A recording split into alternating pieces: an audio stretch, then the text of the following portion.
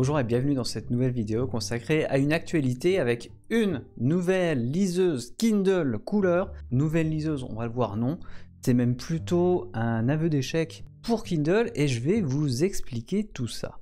Donc, tout d'abord, n'hésitez pas à vous abonner à la chaîne si ces contenus vous plaisent. Vous avez également des liens en description vers cette nouvelle Kindle et vers des réductions, vers des liseuses en fait. Vous pouvez acheter des liseuses moins chères, allez voir ça.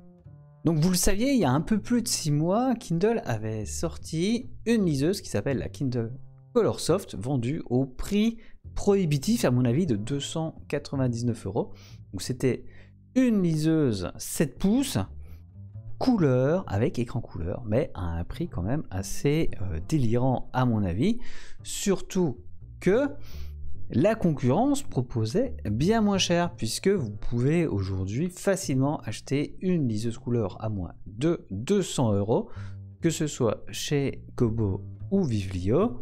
Et ça a surpris un peu tout le monde que Amazon, via sa marque Kindle, sorte une liseuse si chère. En plus, bien après la concurrence, il s'avère que mes prévisions étaient justes, puisque cette liseuse a sans doute été un échec au regard du nombre de ventes pour Amazon, ce qui les a poussés à sortir une nouvelle version. Alors tout d'abord, l'ancienne version existe toujours parce qu'elle s'appelle la Signature Édition, mais on va voir ce que cette nouvelle version propose et pourquoi c'est sans doute une bonne opération pour Kindle de sortir ça aujourd'hui.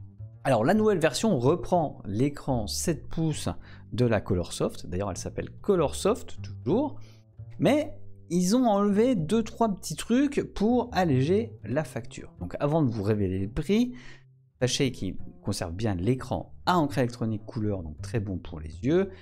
Il y a toujours un éclairage. On passe de 32 Go de stockage à 16 Go de stockage. Je trouve que c'est un peu maigre compte tenu du prix qui est annoncé. On n'a plus la recharge sans fil. La liseuse est toujours étanche. Et puis, ils ont enlevé également un petit paramétrage sur l'éclairage. Rien de significatif à mon avis. Toujours est-il qu'on a quand même une liseuse couleur assez cohérente. Donc, 7 pouces, elle est étanche.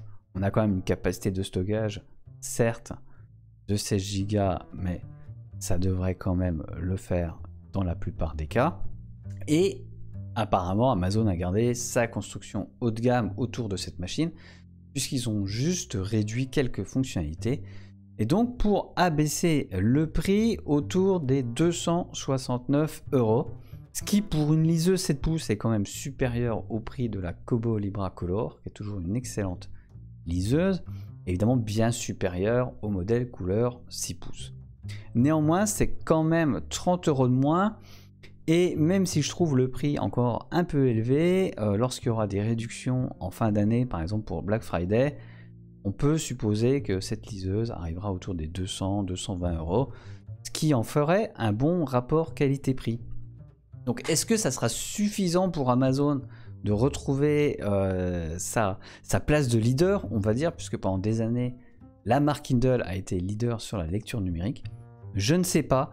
Il semble, d'après ce que je lis un peu partout sur internet, sur les forums, sur Reddit, sur Twitter, que aujourd'hui les gens se tournent vraiment de plus en plus vers les marques Kobo et Vivreo, en tout cas pour la France.